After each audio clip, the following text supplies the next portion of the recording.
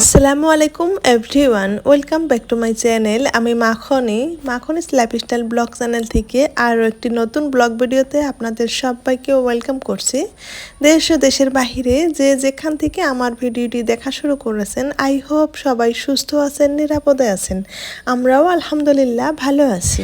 আমার সকল ভালোবাসার মানুষদের প্রতি শ্রদ্ধা, সম্মান আর ভালোবাসা জানিয়ে আমার আজকের ভিডিওটি স্টার্ট করলাম। আজকের ভিডিওটি আমি সন্ধ্যা 5:30 থেকে স্টার্ট করেছিলাম। বাজার নিয়ে এসেছিল, তো বাজারগুলো গুছিয়ে রাখছিলাম আর সেখান থেকে ভিডিওটি স্টার্ট করেছি। আর এই তো দেখেন, কলা কিনে নিয়ে এসেছে। কলাগুলো এভাবে ঝুলিয়ে রেখে দিলাম। আমার বাংলাদেশের আপুদের, আন্টিদের থেকে শুনেছি এবং শিখেছি যে এভাবে কলা রাখলে নাকি কলা অনেক দিন ভালো থাকে। তো আমি এর আগেও বেশ কয়েকবার রেখেছি। আমি প্রমাণ পেয়েছি যে সত্যি যেই জায়গায় 2 দিন যায় সেই জায়গায় কিন্তু 3 দিন ভালো থাকে। আমি ওই জিনিসটা প্রমাণ পেয়েছি, যার জন্য আজকে আপনাদের সাথে শেয়ার করা। আপনারা যদি কলা এনে অনেক দিন ভালো রাখতে চান তাহলে কিন্তু এভাবে আর কি ঝুলিয়ে রাখতে পারেন। যারা জানেন না তাদের জন্যই আর কি বলে দিলাম। তারপর কিছু শুকনো বাজার নিয়ে এসেছিল, বিস্কুট, কেক, তো ওইগুলোই আর কি গুছিয়ে রাখছিলাম। তো প্রতিদিনই কিন্তু কিছু না কিছু এভাবে নিয়ে আসে। তো আমি রান্নাঘরে এসে প্রথমেই কিন্তু এই জিনিসগুলো গুছিয়ে নিই, তারপর রান্নার কাজে হাত দেই। তো কোনো দিন করে আবার দেখা যায় একটু রান্নাঘরে চলে আসতে একটু দেরি হয়, তখন আবার চা খেয়ে রান্না করে নেই, তারপর এগুলো গুছিয়ে রাখি। তো আজকে ভাবলাম যেহেতু একটু সময় হাতে আছে, আগে আর কি গুছিয়ে নেই। ভিডিওর এই পর্যায়ে যে বা যারা এসেছেন তাদেরকে পুরনো কথাটা আবার স্মরণ করিয়ে দিচ্ছি। যদি ভিডিওটি দেখতে দেখতে এই পর্যন্ত এসেছেন, একটা লাইক দিয়ে ভিডিওটি কন্টিনিউ করবেন। আর যদি আমার চ্যানেলে আজ আপনি নতুন হয়ে থাকেন, আপনি চাইলে আমার চ্যানেলটি সাবস্ক্রাইব করে নিতে পারেন।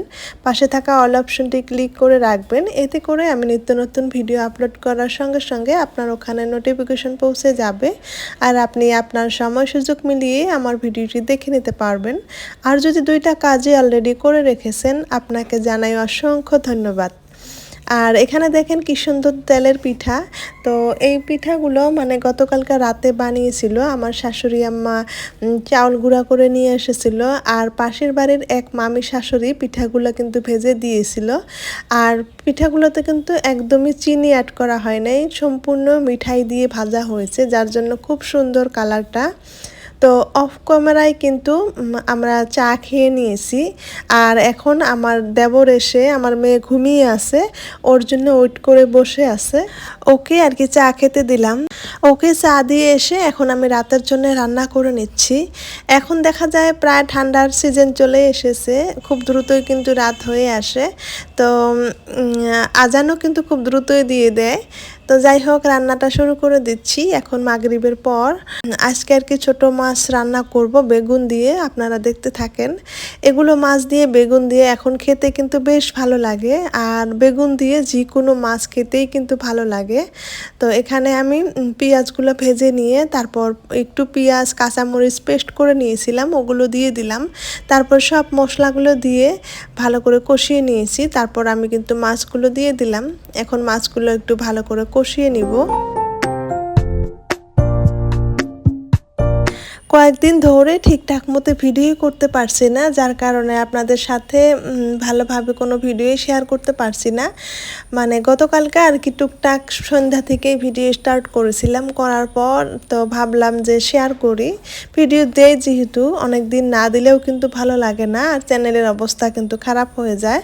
যে কারণে আর কি আজকে এই সামান্য ভিডিওটা, ছোট্ট একটা ভিডিও আপনাদের সাথে শেয়ার করতে চলে আসলাম। রাতে রান্না করতেছি, তো মাছগুলো কিন্তু কষানো হয়ে গিয়েছে। মাছগুলো এখন নামিয়ে নিয়ে তারপর আমি এখানে বেগুন দিয়ে দিব। অন্যদিকে কিন্তু ভাতও বসিয়ে দিয়েছি।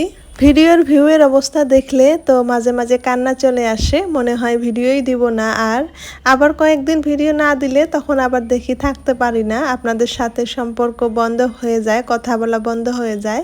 এখানে মানে আপনাদের সাথে সুন্দরভাবে কথা বলতে পারি, সেগুলোই আর কি ভালো লাগে। তো তো যাই হোক, যার কারণে একটা ছোট্ট ভিডিও নিয়ে এসেছি। নেক্সট দেখি আপনাদের সাথে ভালোভাবে ভিডিও শেয়ার করার চেষ্টা করব। তো সবসময় আমি রান্নার পাশাপাশি কিন্তু এই কাজগুলো করে থাকি। আসলে কখনোই দেখানো হয় না। রান্নার পাশাপাশি যেগুলো থালা বাসন ধুয়ে রাখা হয় ওগুলো কিন্তু জায়গা মধ্যে রেখে দিই। তাছাড়া সবজি কেটে রাখি, যেগুলো মানে এক্সট্রা সবজি থাকে ওগুলো কেটে রাখি।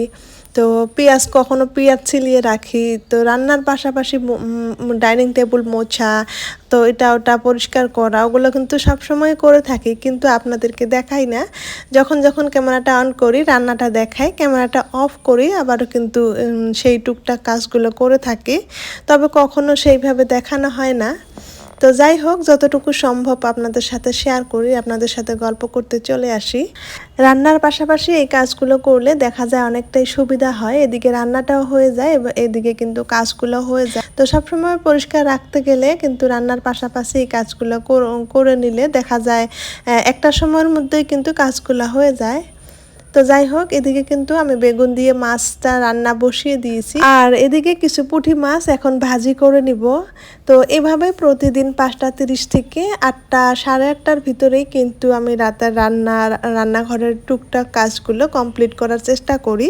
দেখা যায় শ্বশুর আব্বা নামাজ পড়ে এসেই ভাত খায়, তো সেই নির্দিষ্ট সময়ের মধ্যেই কিন্তু শেষ করা হয়।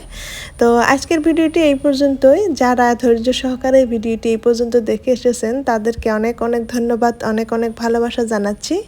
নতুন আরও একটি ভিডিওর আমন্ত্রণ জানিয়ে আজকের ভিডিওটি এখান থেকে শেষ করছি। আল্লাহ হাফিজ এবং আসসালামু আলাইকুম।